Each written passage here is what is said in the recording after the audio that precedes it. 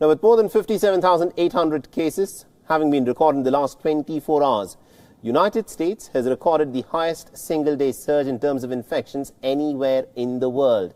And this is the third straight day when infections have been recorded at over 50,000 in a span of 24 hours. The massive surge in the numbers comes as the country is heading into its 4th of July weekend. Officials fear that the holiday could bring a surge in the number of cases, urging Americans to limit festivities in a bid to avoid more outbreaks.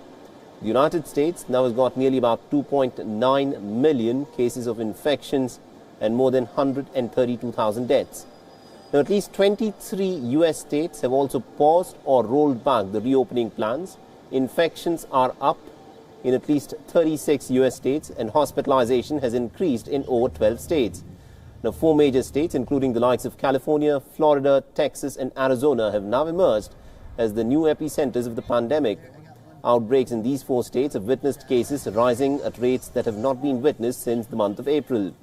In the state of Florida, for instance, people have now been blocked from entering into the Miami beach, which would normally be packed for the 4th of July holiday weekend.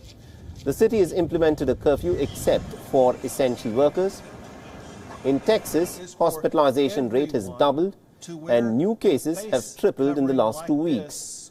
Texas Governor Greg Abbott has also signed an executive order requiring residents of counties with 20 or more COVID-19 infections to wear a mask every time they step out in public.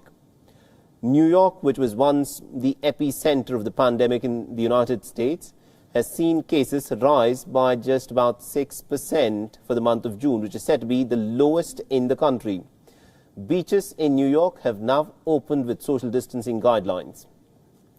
The Trump administration has also shifted its stance on the wearing of masks. Vice President Mike Pence was seen advocating for masks in a recent address. The senior White House advisor Ivanka Trump has also asked people to be safe and wear masks during the holiday weekend. Now, US President Donald Trump is also facing increasing backlash as cases continue to surge. This comes just less than 5 months before the crucial US presidential elections. The presidential nominee Joe Biden has also not held back. He slammed Donald Trump's handling of the pandemic. I think we're facing a serious threat. We have to meet it as one country. But this president gives us no direction and pits us against one another. We can't go on like this as a nation.